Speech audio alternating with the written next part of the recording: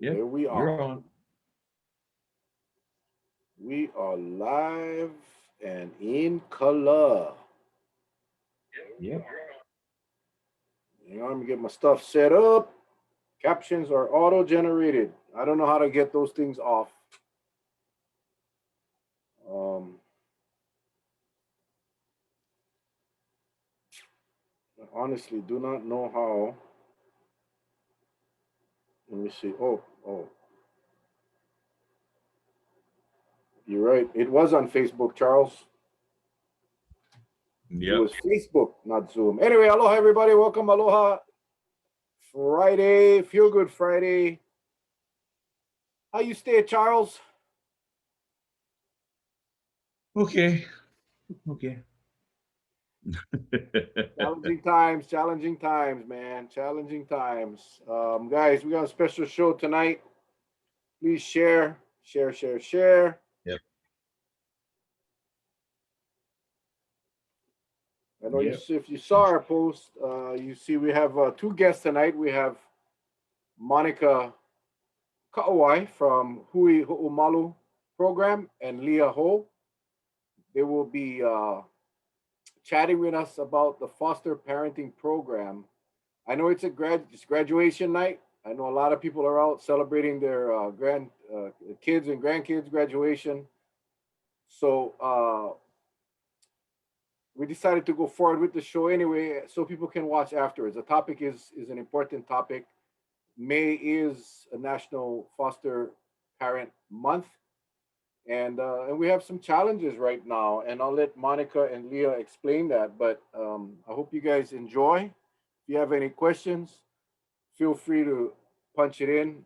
Yeah, Jay works at CFS, and knows. I think a lot of us may be familiar or aware of the challenges that we have, and hopefully tonight's show will raise awareness and possibly even get some of our viewers to offer some assistance, and that's the goal of tonight's show.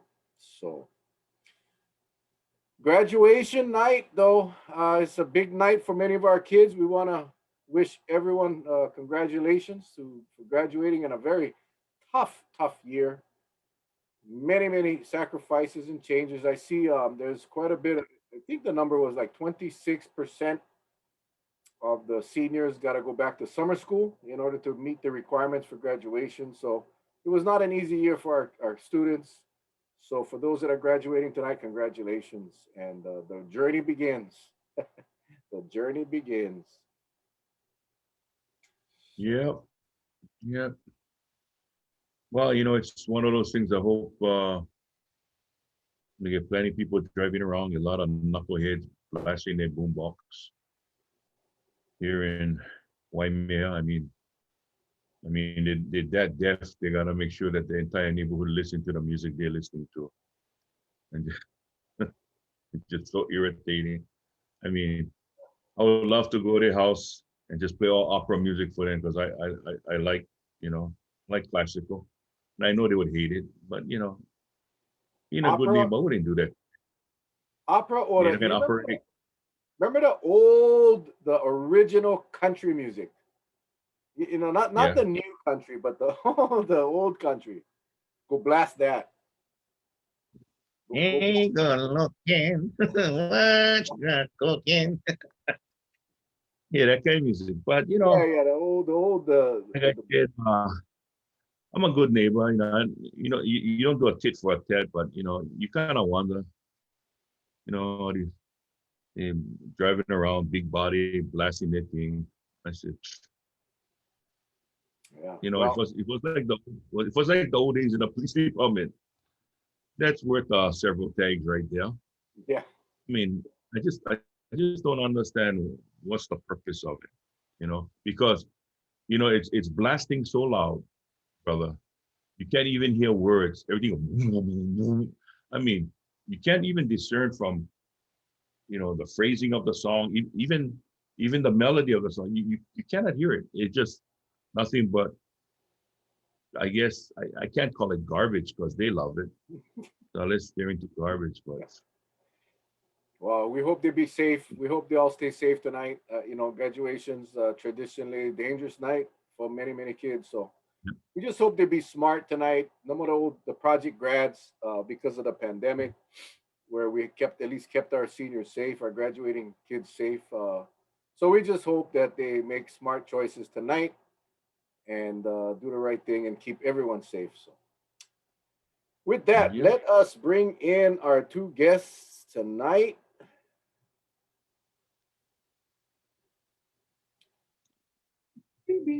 There's Leah Ho and Monica. The first rule is you guys cannot look so serious. Gotta Okay. smile. Gotta smile. I'm always smiling. Not when you first came on. So go watch the replay. Okay, the first thing I'm gonna do is hang on here. I'm gonna make Monica a co-host here. All right, everybody, welcome again. Thank you. We have these two lovely ladies. We have Monica Kauai from Hui Ho'omalu program and Leah Ho. Leah, who are you with? I actually are with a state contract called Child Care Connection. We actually help with childcare subsidies for daycare or preschool. Perfect. But I am a foster parent, and I actively have one in care, and we adopted two. So Yeah, your story is amazing. I've known Leah for a long time, and Monica for that matter. And that's Uncle Charlie up there, the Hawaiian. That is Uncle Charlie. You figured out who is Leah and who is Monica, obviously. So anyway, let's start off real quick. And first of all, thank you for joining us tonight. It is graduation night. We understand that. So one more time before we officially start, guys, share this thing. Hit the share button right now, right now, right now. This is an important message that's going to be important information tonight. So please share. All right. Yeah, why don't we start with you? Share a little bit about yourself, and then we'll go to Monica with the meat and the potatoes. okay, so Leah Ho, my husband Ray and I have been general licensed foster family for 7-8 years. Sorry, forgot. We've had about 17 kids come through our home. We have 2 from permanency, so they're legally ours now. So we doubled our, I guess you could say our household size, or at least our children, we doubled in size. And I used to work for a few programs that work with foster families, or at least the kids and or the parents and or the resource caregivers, otherwise known as foster parents. And I kind of shared this with Mel because this is something close to my heart, and I don't think sometimes the community realizes the need for it. So I'm thankful, Mel and Uncle Charlie, for allowing Monica and I to come on and just share our hearts and just share our passion as well. Thank you, Leah. Yeah, we have seen many of those kids go through your house, Patsy and I. Amazing, amazing story. Ladies and gentlemen, the scrolling, I figured it out. The scrolling, if you're the captioning is a Facebook based. So if you don't want the scrolling or the captioning, you need to go to your settings on your Facebook Live and the 3 dots, hit the 3 dots, go down to auto captioning and turn it off. If you want the captioning, you can leave it on. The only problem, the captioning scrolls across the faces of our guests. So if your phone is set up, or hit the 3 dots, the settings, go down to captioning, and you can turn it off. And then we'll be all good. All right. Monica, it's been a while. It's been a while. It's been a long time, and we've known each other for many, many years. I don't even want to say how many years. Yeah, I just figured, looking back and thinking, man, it's a long, long, long time. I'm old. Yeah, you're old, not me. So tell us a little bit about Monica and a little bit about Hui Ho'omalu. And this is a National Child Fostering Month, correct? Yes, yeah, National Foster Care Month. And we're just really pushing the recruitment this month because it is May, National Foster Care Month. And I'm so thankful that Leah thought about asking you to allow us to be on your show, you know, and I know it reaches a lot of local folks, and that's who we want, you know, really is, because we want to nurture Kauai, you know, and our children. So just a little bit about me before I came to Hui Ho'omalu, which is a program at Partners in Development Foundation. I was with a preschool in Lehui for 17 years, and then started with Partners in Development Foundation. And the same, you know, working with families and children. And that is where I feel most comfortable with, I guess, you know, working with family and children. And a lot of you may know that I have a twin sister, Marcy, and we do a lot of things together. You may get us mixed up in the at Safeway or Walmart or Costco. You know, that happens all the time, still does. And she and her husband Mike was a resource caregiver as well, and so we did a lot of extra things together because of that.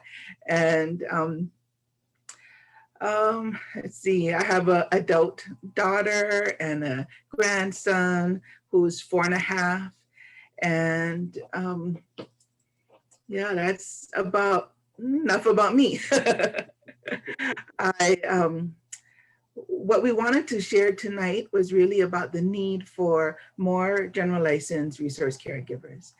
And general licensed resource caregivers means that you get licensed with our help by the Department of Human Services, Child Welfare Services branch. And you take in children that are unrelated to you. So throughout the process, you can say your preferences, age, gender, sibling group, teenagers, you know, and so the licensing social worker then matches you with a child who comes into the system, the foster care system. Yeah. And I do have a video that I wanted to share. It just kind of talks about why this one community liaison in East Hawaii still does it. And she's a resource caregiver as well. And is that okay? I think this might be a good time to share it. Absolutely, absolutely. Yeah. Okay. So we'll do that. This is a short 2-minute video. Make sure you click the sound, yeah? Yep. I want to introduce you to Michelle Carvalho, who with her husband Dave has been doing resource caregiving for 20 plus years. And I wanted her to tell us a little bit about what is her greatest joy in being a resource caregiver. Michelle? Well, the greatest joy is always the kids. Whether they come in for just a weekend, or they come and they stay for 2 years and reunited, or they come and they stay forever. You know, knowing that I have provided a safe home for these children in a very trying time of their lives, I think that's the greatest joy, you know, bringing them to the beach, bringing them to places they have never been, eating dinner together, watching movies. It's just amazing what you will hear from children. And that has always been the reason why we have done foster care. It's always been for the kids. That's fantastic. And I want to say thank you very much for sharing that. We're going to share some of the things with everybody else. And ahoy ho. I hope that hearing Michelle's story and experience has inspired you to give us a call. At Hui Ho'omalu, we have community liaisons throughout the state on all the counties, and we'll be happy to answer your calls and your questions. The number is right at the bottom of the picture, and there are 4 basic steps in becoming licensed: the inquiry, initial visit, Hanai training, and then the homesteading. We're here to walk you through each step. So please give us a call and find out more about us on our pidf.org website. We have a Facebook page, Hui Ho'omalu, and find out more about us.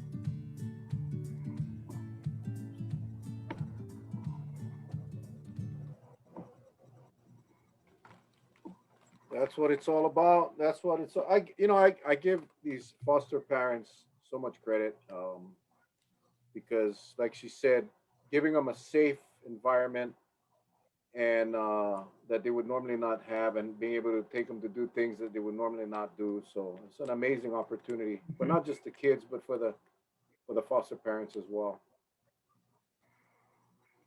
Right, that's a good point. That the benefits are mutual. Yeah, the foster resource caregivers and the children and the birth family.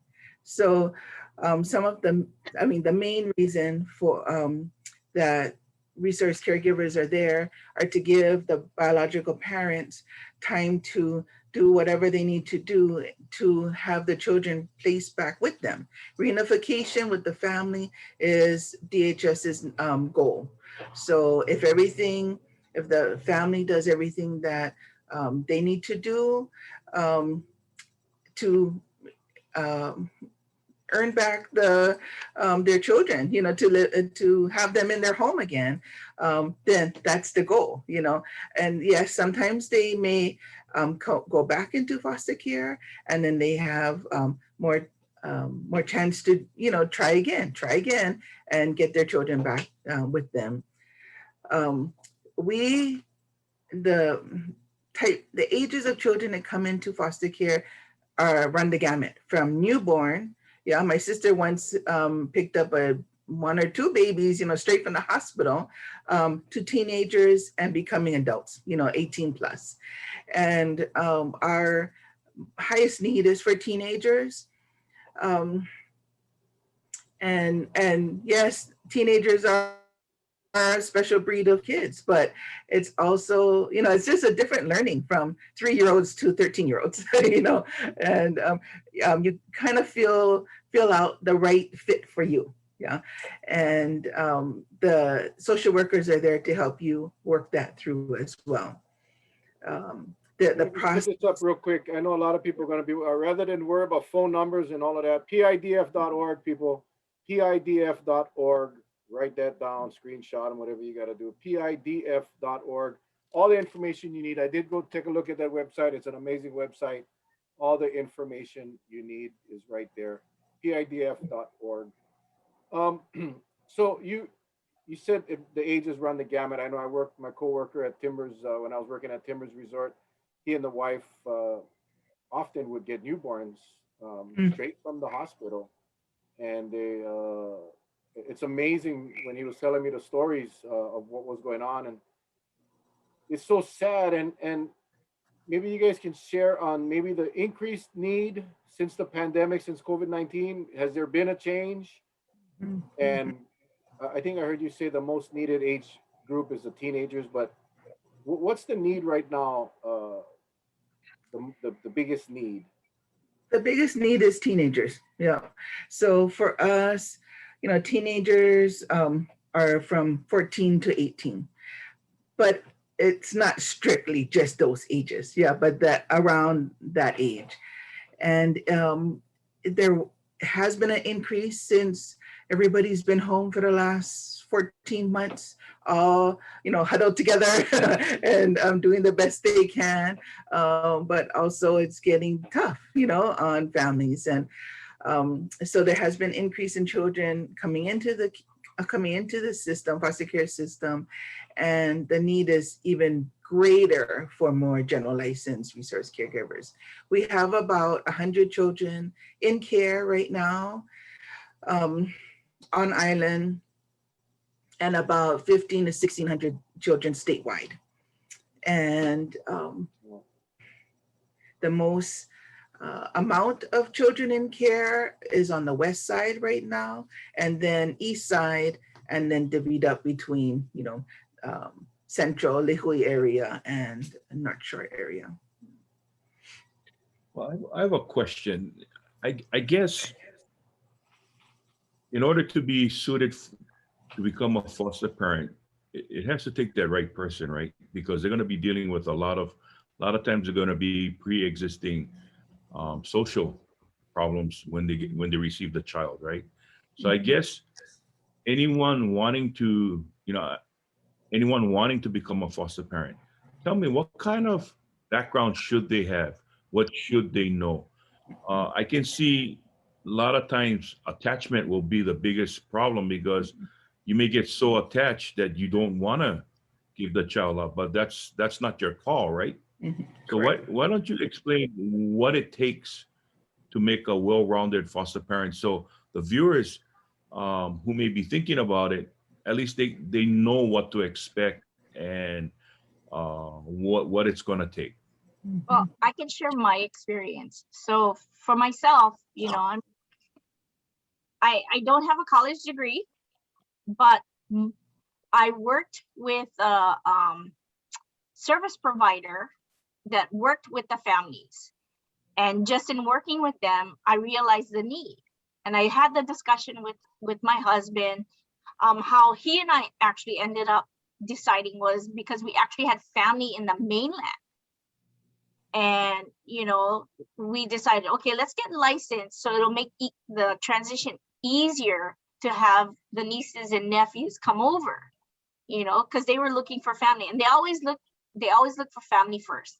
And if they can't find family, or there's not an appropriate family placement, they're going to go to the general licensed families first, at least for an interim. So, my husband is a social worker by trade or by profession. So he kind of knows or what to expect. I didn't. And I like to share how I'm a better parent after I became a foster parent, because when you first become a parent, you don't know, you don't have no one manual, there's no handbook to say, hey, they'll tell you some of the stuff, but they don't prepare you for the behaviors of an 8-year-old or a 13-year-old or a 16-year-old, And so for me personally, it was difficult at first, but then once you have the support from, not only the system, which is the Department of Human Services, Child Welfare Services, you have the support of other foster families, your community. I mean, Mel, I remember Mel just taking over one time at church, just holding one of the kids that I had and had them fall asleep on him. And, if that little support was enough. So for me, your heart has to be there, the want to, support these families. And you're not just doing it for the kids. That's the thing, some of us go in first, we want to help the kids. And that's the hook. We want to help the kids. But then you realize and you learn that it's reunification is the goal. And in doing that with some of our families that we've worked with, we've become very close to the parents, and we've become a natural support now, now that they've transitioned back to their biological family. So it's nice that we can build that support, not just for the child, but for the parents, to ensure that they stay on track. So, for me, like I said, if your heart is there and the will is there to support not just the child, but the parent, then, you will have the other supports in place through the community as well as through the system to help you be successful. What is the, right now, and maybe this might be an inappropriate question to ask, but I gotta ask it. What is the prevalence rate of foster parents getting burnt out? Knowing or unknowing when enough is enough, because we want to give. I mean, there's times, even as grandparents, you want to give, because that's, that's the love you have. But there does come that window, and it may not last long, and hopefully it comes and goes really fast.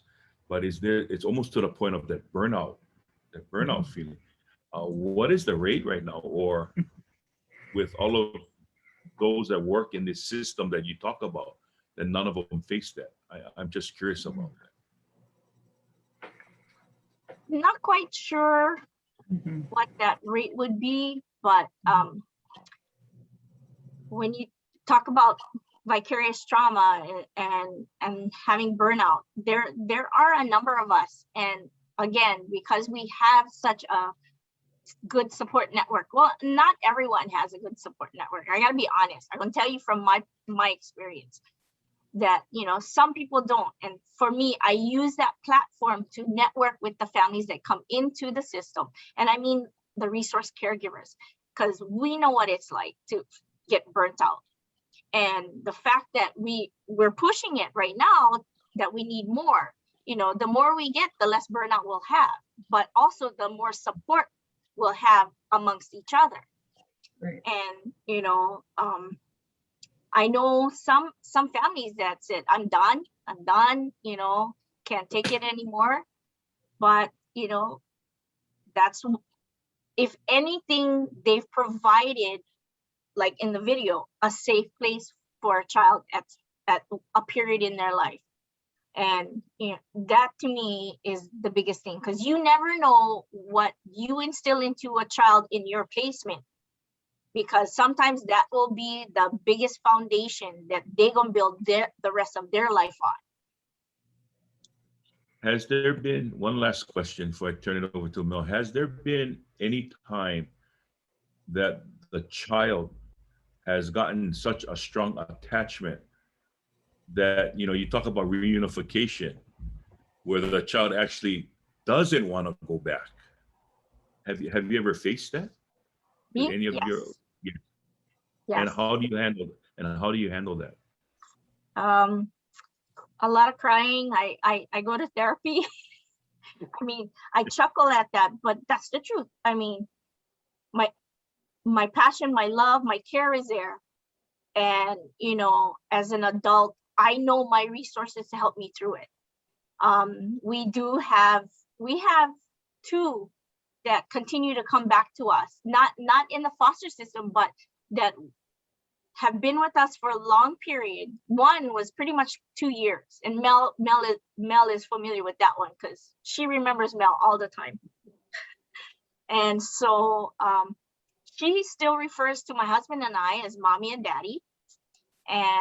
But because we built that relationship with the bio parent, we have been able to continue to have her. But yeah, I tell you, when the transition back to her parent came, it was hard. We cried as we shared our feelings and our thoughts about the whole process, because that was pretty much like she was like the second, I think, placement that we had, and we had it for almost 2 years. And the system will give a parent 2 years before they start looking at permanent placement or permanency, which is either legal guardianship or adoption. And so, I mean, it was hard for her to transition. The child had a hard time transitioning, and we helped with it. But I mean, there are times when she was like, I don't want to go. Can I just stay? And that was difficult in trying to support the growth of the parent along with the child. Okay. Thank And you. I just want to say, add in that too, that it runs a gamut, I think, from some families lasting a year, 3 years to 15 years and plus. It kind of depends, like Leah said, on the support they have, their own support, and how much are they willing to work with the social workers, the additional support people that are there for the families and the children. So it really runs the gamut. And social workers, the licensing social workers, they know about burnout, and the families. And so if families are talking to them, they'll say, hey, you know what? Take a month off after the reunification. Come back, and let's address it again for placement, after you get a break. And so they're aware of that as well. So they want to take care of the families too, because they want the families to stay, And so if they nurture the families, then the families are more likely to stay longer and care for more children. Yeah. Yes. So Monica, to help us understand, many of us are not familiar, except for the experiences we've had with other foster parents.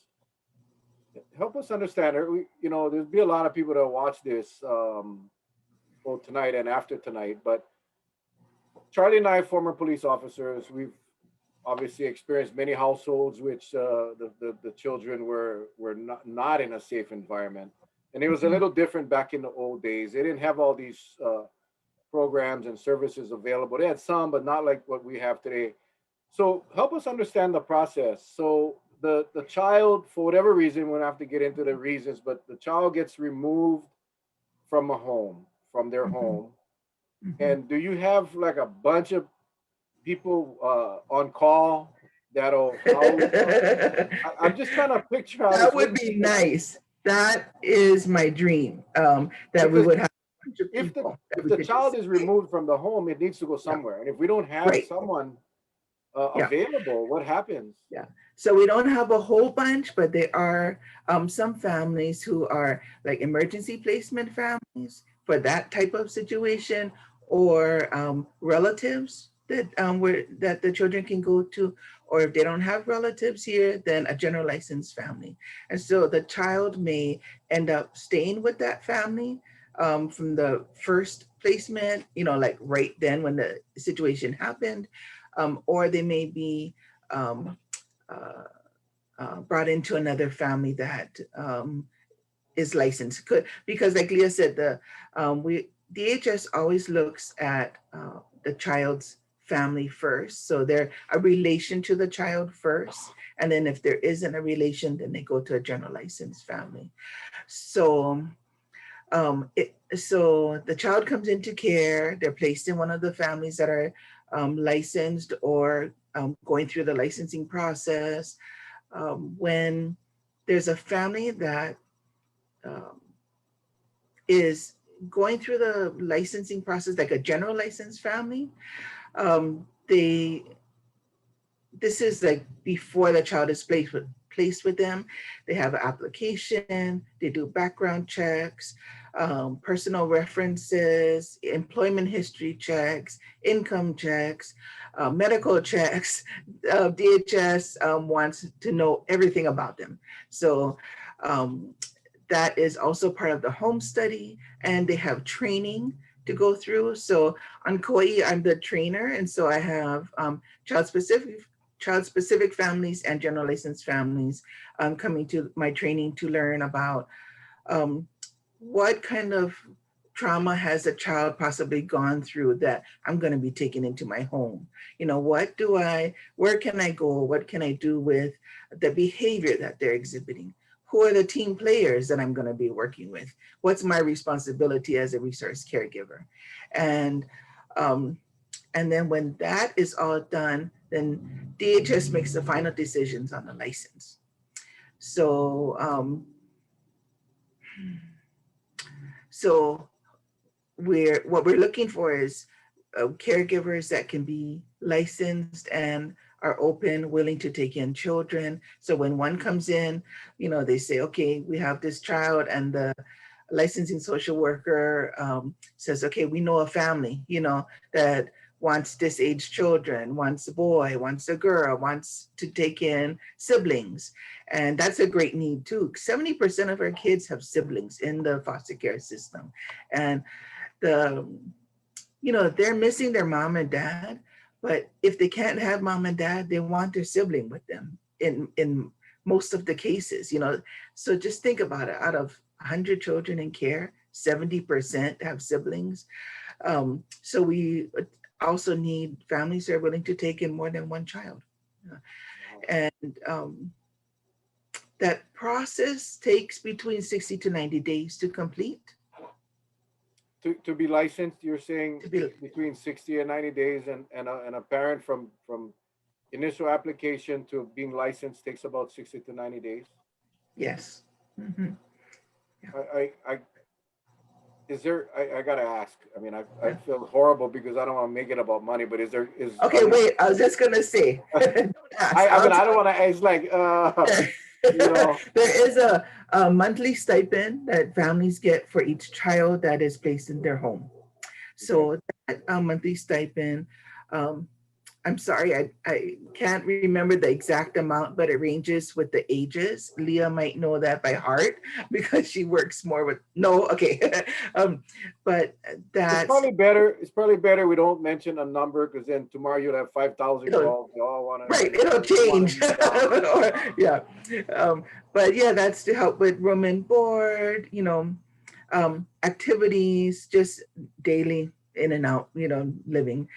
There's also some special funds available for extracurricular activities, hula, soccer, football, basketball, volleyball, registration fees, those kinds of additional as well, because we want to um, encourage normalcy with the child. Yeah, they're placed in a different home, but maybe they were doing basketball already. Maybe they were practicing, training, and we want them to continue doing that. So we want them to be doing what they were doing, but also have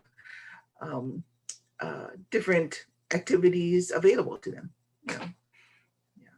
Let me ask you, I guess one hard part is I hear how everything works towards reunification. I'm going to go back on that subject again.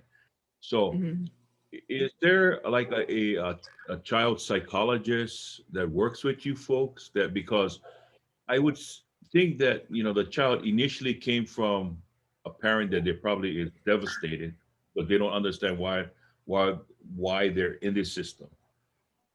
They latch on to you and you get them back to reunification, and then you tug them away again. So it's basically you tugging them in both directions. Is there someone on a professional level that can actually see the child, get into a meeting with them where they can get at least a professional assessment, like what at that point, because you're putting them on two ends of the spectrum. So I don't know. I mean, just from looking from the outside in, I'm thinking, boy, that child is being pulled. I mean, you're giving them love. That's the main thing. But they're being pulled in all types of directions. They left something that they missed so much. Now they get used to this foster family. Now they mean told they got to go back. It's just like they get the feeling like, hey, am I being loved or am I just being pushed off again? I mean, I'm just throwing that out there. If any of you have any answers to that, if Well, there is a professional that steps in and to make an assessment at that point. so yes, there are resources in our community that provides that help, and we will work, or they will work with the resource caregivers, the children, as well as the bio family, and they also help with the transition too, and especially if there are behaviors involved with the child, so that way not just the resource families but the bio families can be prepared to deal with the behaviors, because yeah, like you said, they can feel like they're getting tugged or pushed off here and there, and we want to ensure that the child's mental health is well. So there are people in our community and organizations in our community that assist with that. Okay, thank you. Yeah, I know. Not last year, but I keep forgetting. We kind of lost a year in football and soccer and all of that. But 2 years ago now, one of our kids on our team was a foster child, and I'm not gonna mention names, but Leah, we spoke of her, of the foster parent, and amazing relationship that she had developed with these the children. Actually, she had siblings. It was a sibling placement, and you just cannot help but, and same with you, Leah, and all the foster parents. If not for that foster parent stepping in at that time, where would that children be today? You know, so it's, I saw somebody post, yeah, it's not about the money, but it can get costly. That's so true. It's really not about the money.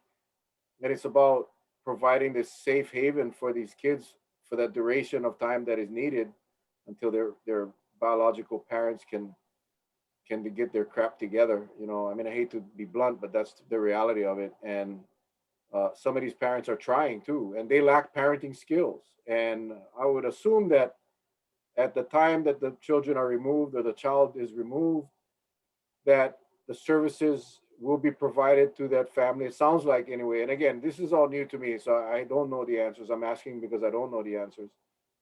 The family, the biological family or parents are also offered services from the system, correct? Correct. Is that like intense services where is parenting training or something available for them if they choose to?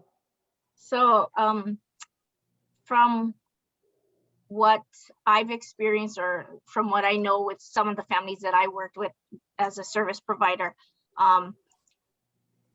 most of them have parenting classes that they have to attend.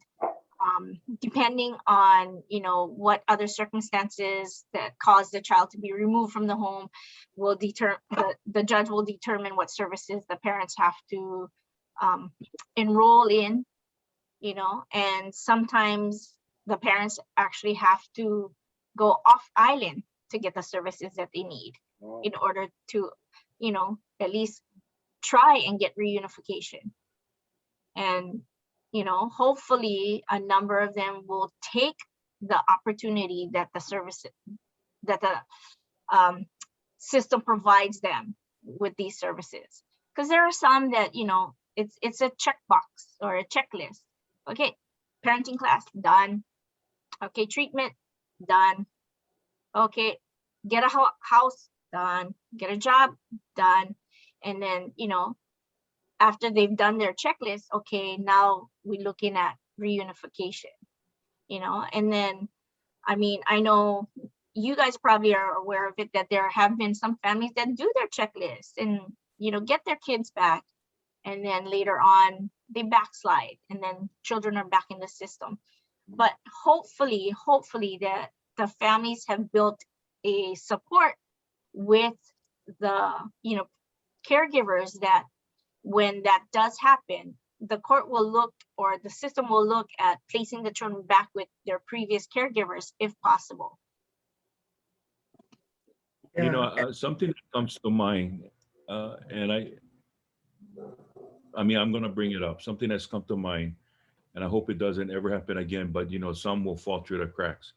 And you know, I think about Peter Boy, him on the Big Island.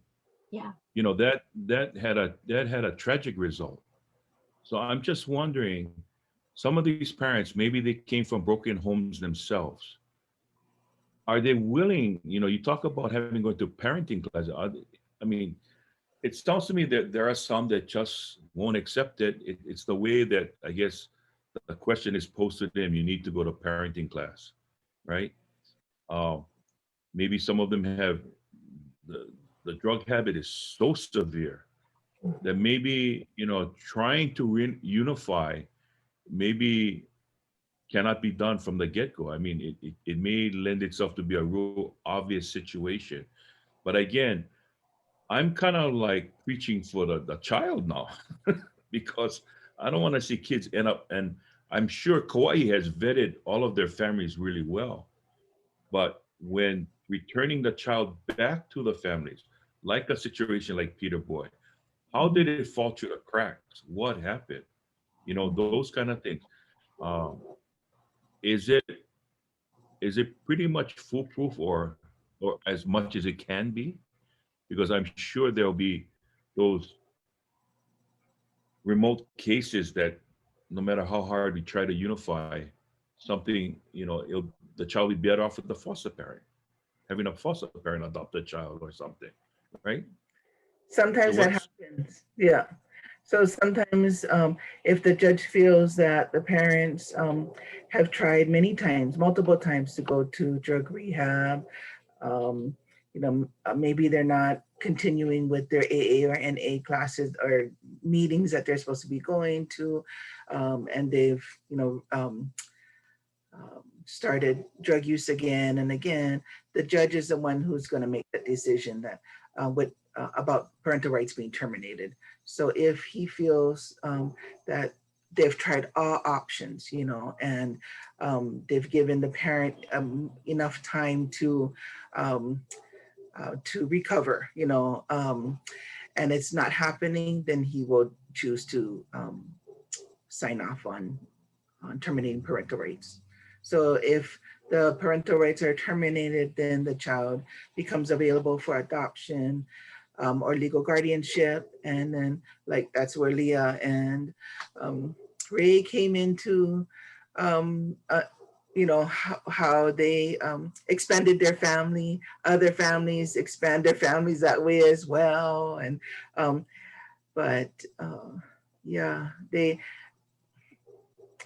we go through a lot with the families before they become licensed, and even before they have a child placed with them, they're like, "What? You're asking me about what?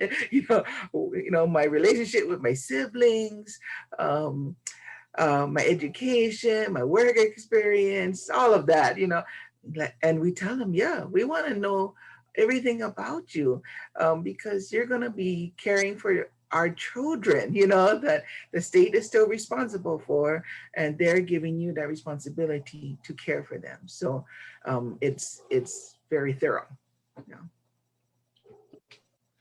So Monica, right now, as of today, how many Caregivers. caregivers, if you had your way, Mhm. how many could you take in right now? How many? I guess the better question is, how many placements do you have right now waiting for, or children waiting for licensed foster parents? Well, all of the children are placed in a home right now, a licensed home. We have, let me just see. Okay, we have about 100 children in foster care on our island. We have about 70-ish resource caregivers. So that tells you already, there's siblings together, and also maybe some cramped homes. If we had our wish list, we would want 50 more resource caregivers. 50. Yeah, but that's because I would assume, based on the limited number of licensed foster parents, that some have children with them that they took in because there was no one else available. Yeah. And versus, I think like Leah folks and many others, because I know others that have multiple children in foster care. Mhm. They're gonna, if the need is there, they're gonna take that one more child, or the one more child.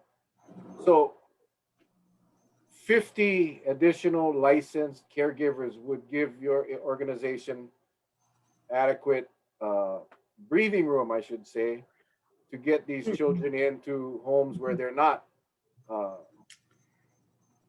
I would say, yeah, crowding a house. right. Not our organization, but child welfare Oh, yeah, I'm sorry. Yeah. on Kauai. Yeah. And and it would create that pool of families that they want, so that they can make the best fit for the child. And so that when the placement happens, that'll be their first and only placement, and they stay there until they're reunified with the parent. That would be the best, the best scenario. The chance of success would be much greater, because you're pairing them up with probably more comparable or compatible family, Yep. rather than having to take a child because there was no one else to take them. Yeah, correct. I hope our viewers are listening and getting that little tug at the heart, Yeah. really, because I mean, it's so needed, and I know Leah talked about me putting a baby to sleep at church, but like, in these children go into a new family, and they go, let's just say they go to a church, all of a sudden they have a new foster parents, but they also have that support from the church or from the sports team or from anywhere else, which they didn't have initially. Yeah. So the support system is so vital, I think, in the success of these programs, that these kids really need that new chapter in their life to start living somewhat normal, Mhm. and doing Yeah. normal things. Mhm. People may Let think me- um, that what they're doing, um, like if they're not the licensed resource caregiver, that what they're doing to help support the family is small. But to the family and to the child, it's big. Say like um, uh, people give them meals, for 3 days out of the week, or help them clean house one day out of the week. Give them a break on a Saturday afternoon. That is great for the resource caregivers. That nurtures the resource caregivers, and then that makes them better caregivers for the children. So if you're not the No, care license, you can do other things. Yeah, sorry, Uncle Charlie. so I guess one pressing question that I think someone may ask is, you have a family that's for the time being has to give up the child because they're whatever the situation may be. So the child looks for a foster home. You try to care for the child until such time reunification is made. Does the system track cultural values of these families as well? Because say the parents who had to give up the child right now for the time being until they got their situations taken care of. Say if they're atheists, I'll use that as an example, and you as a loving family go every Sunday, take the child to church, right? Now that in and of itself is going to create a conflict when the child goes back. I think not with the child, but with the parent now. Mhm. How is those kind of situations handled when they come in, they vet families? Do they tell the families, you know what, you have to be cultural neutral, because if you sway too much on one side, it may hurt the reunification process on the other end? Do they do that, or they just leave it up to the family who's licensed, or however it's handled? The resource caregiver has to respect the where the child has come from as far as like religion, or culture. So if we had an atheist, then they would not be bringing the child to church if they regularly went to their own church. Yeah, and so if that was the case, they would make other arrangements for the child to be with a different auntie or uncle, while they're at church. Um, and they can also talk to the birth family about that too. Like, hey, this is what we're doing. Can we try it out? And if the family is like, nope, then that's a no. No. Really a strong issue with a lot of families. Yeah, yeah, yeah. But it's not like a no. You can invite the children to come with you, but if the children or teens, say, no, I don't go to that church, I'm not part of that church, then you have to honor that and just say, okay, then let's have so and so come to be with you while we're at church. Yeah. Or say they attend a different church from you. So, I know with one of our families or a couple of our families where they've made arrangements with, auntie, uncle, or, the Calabash Hanai auntie or uncle to come and get them and take them to their usual Yeah. church. And then, afterwards meet up and whatever it might be. But the opportunities for them to have their normalcy is there, for the child. Mhm. And that is a very good example of why, or justification of why we need more foster parents, because when that period, or that placement period, when these social workers are assessing the child or the children and the parents, the more options for foster homes, the better the transition will be. And I think that is a huge, huge point. And that's a very important point, Charlie. Thanks for bringing that up, because church is so important and so uh, critical in a lot of people's lives, Mhm. even families that are struggling Yeah. in whatever their crisis or their issue may be, are struggling, and they may be of a certain religion and and having trouble. And so I can see how church could be or religion, I guess, could be a huge issue. But the more available foster parents we have, the compatibility of the placements can be so much better and can provide so much more opportunity for success. Mhm. You guys got You a know, tough job. I brought this up because I'm looking at some of the comments, and I respect all the comments that's coming across right now. But I wanted the viewers to know the questions I ask is, we are trying to bolster in increasing this program. That's the reason why these two individuals are here with us tonight, is to increase getting more families. And because of our time being so short of a window. I mean, I could go on for hours talking about this subject with these lovely ladies. But the thing is, we're trying to put everything out there for you to consider, because we don't want nobody getting blindsided. Because once you get into it, the race is on already, and you want to go into it, and then you feel like, oh man, I made a mistake. You just have taken up that much time where we could have somebody right there by the goal line, ready to go over the goal line. And I think that's what we're looking for tonight. And so that's why I kind of tossed these questions out there, because if we're talking about one, communication, what is the common communication that child will be so comfortable that the transition, however it takes place, will be so seamless that the child will not be affected at all, other than they got the most love possible. I think that's the goal at the end of the rainbow, at the end of the tunnel. I think that's what we're trying to look for. And so I think it's obvious that the more questions we get out in a short period of time and try to answer it, the better for our viewers who is thinking about becoming foster parents themselves. Well, another population that we trying to recruit is with the LGBTQ community.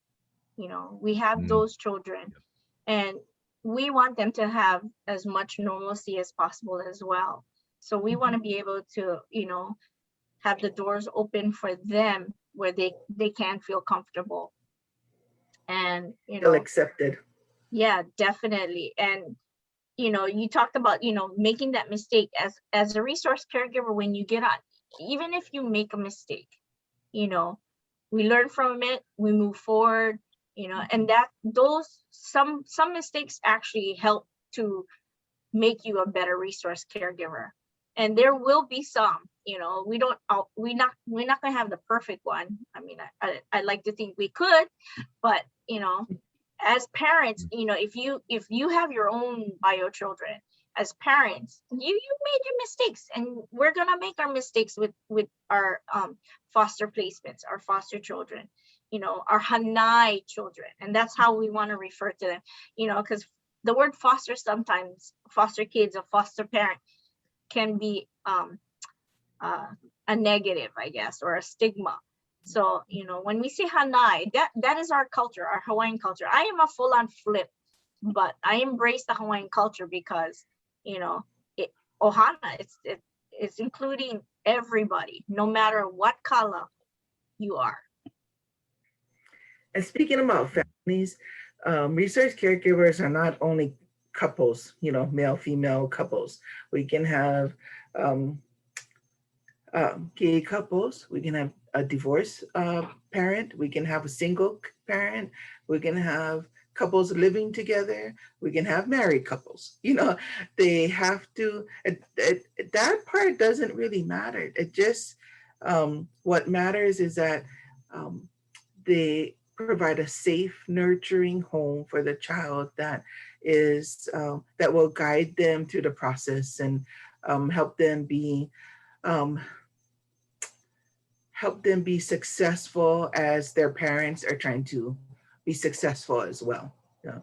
So if I do say that if you are single, then you would really need a strong support for you for help. Yeah, just for the things that you need to do. So if you're single, support is really necessary. Yeah. So I'll put this up again, guys. I know a lot of you may have not or came on late. PIDF.org. You can get all the information that you need. There's information for every island on this website. So no matter where you're at, the need is statewide, people. It's not just here in Kauai. So Yes. check out PIDF.org.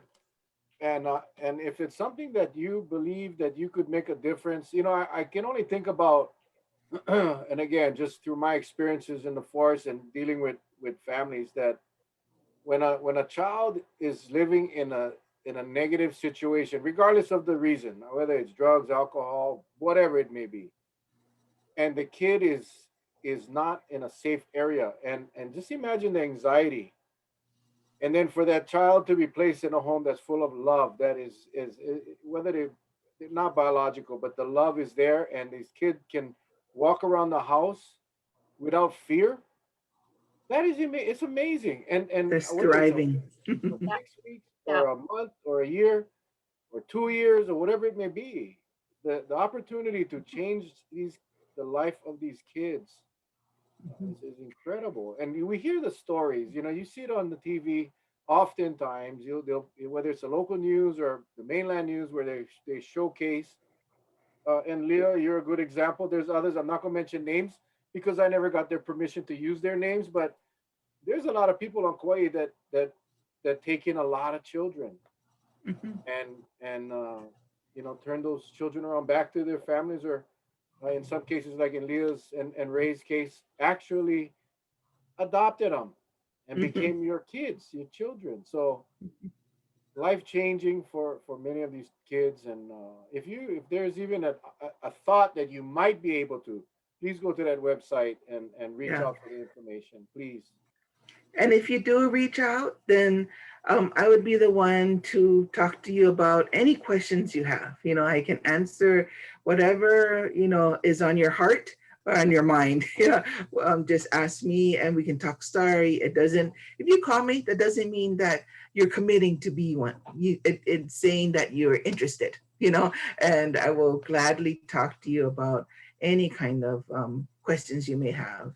Um, about becoming a resource caregiver. That hour went by really, really, really, really quick.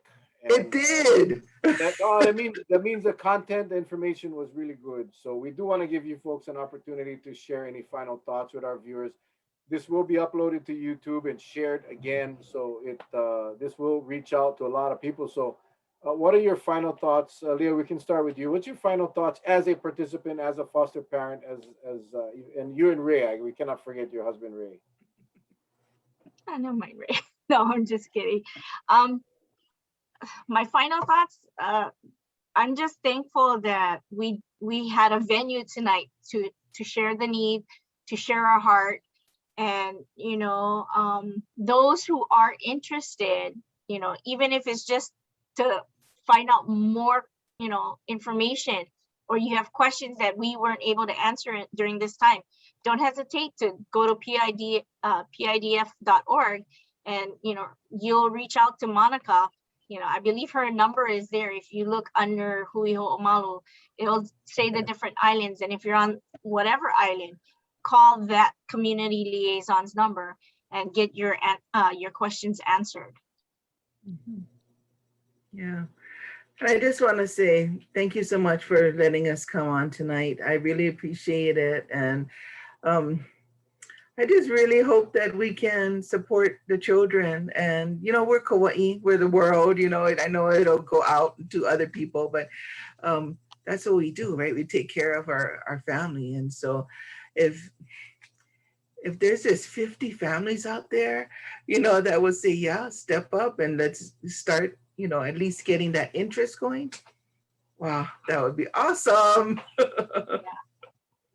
Monica, what's your phone number? What's the number they can call? It's 808-346-8184. And we have viewers from around the country. We got Texas in the house. We got Florida. We got East Coast, West, all over. So if you are in a state aside from Hawaii, you can go to pidf.org and contact them and ask them where you can contact your service agency in your state, because I'm sure this problem is nationwide. So do that if you can for us. Charles. Well, as always, I like to give a great big mahalo to Leah and Monica. Thank you so much for coming on tonight, or agreeing to come on, I should say. Thank you for this interesting topic.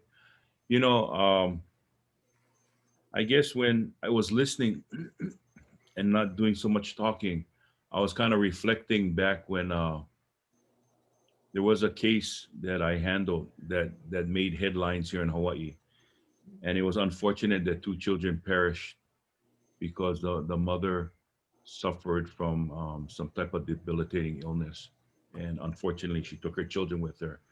And I only wish then, with the information I know now, I only wish there could have been an earlier intervention back then. This was years ago, because then maybe that the children would still be with us. And so I think there is a need for parenting, foster parents, because um, there's all kind of situations, but I kind of look at all the gloomy ones because I've been exposed so many times over and over again to the um, gloomy situation when I was at the medical examiner's office, and it's something that in my mind I can't erase. But can I do better and try to focus it in a better way? I think after tonight, yeah, I kind of see the direction that we need to go. So I want to thank you. I want to thank the viewers for joining us tonight. I appreciate it so very, very much. And I hope you consider, or if you're still on the fence, please give Monica a call and talk story and see if there's, maybe we didn't touch everything. I hope we try to touch as many things tonight as we could. And maybe there's something that's still in the back of your mind that's still kind of maybe preventing you from doing it, but you still want to inquire about it, then give Monica a call and talk it out and see what happens from there. Okay? And Monica is on the right side of the screen. Well, she's on the left side of the screen on Facebook, but on Zoom, she's on the right side. So Monica at Hui Ho'omalu. And I want to thank you both you, Leah, and Monica. And Ray, say thank you, Ray, because I know he's somewhere around there, but thank you, Ray. Thank you for letting your wife be on. Mel? Ray is holding up the cue cards for Leah. The cue cards. I had to blur it because I never you guys see all the kids running around. You got to teach me how to blur that thing out. I don't know how to do that yet. Hey guys, if you haven't figured it out, the need is real. The need is real, and it's graduation night, and we thought about not doing the show, but. And Feel Good Fridays, we usually give local business 15 minutes, but we felt this was important enough that the show must go on. And we know that a lot of people are in graduations, but this will be obviously on Facebook, which you can share even after it ends. You can still share it. I'll also post up the YouTube link on Facebook, so you can share that as well, because maybe you are not in a position to do it right now, but someone is. So you just share the video, send the video of tonight's show, and it'll give them a pretty good idea of what's going on. Again, I added the phone number, guys. Take a screenshot, pidf.org, 808-346-8184, 808-346-8184. We know these two lovely ladies personally, as you can probably tell. No better people to showcase this program. And I'm glad to hear that Monica is the trainer, because I think a lot of the hesitancy comes from training. Oh my God, I gotta sit in one classroom. Monica gonna be your trainer. You heard her say it. So that's it, done. Easy, guaranteed pass. The training only, not the background checks. That you gotta take care of yourself. But anyway, guys, the need is real. If you can help, please don't hesitate. If you know someone that can, share the number, share the website. Let's get some help to these kids. especially during the pandemic where the need increased. All right, guys. Thanks again, Leah. Thanks, Monica. Thank Thanks, you. Ray. I know you're watching. Thank you. God bless to all of you. And we'll see you guys on Monday night, 7 o'clock. You guys stay safe, everybody. Take care. Aloha. Love you guys. Bye.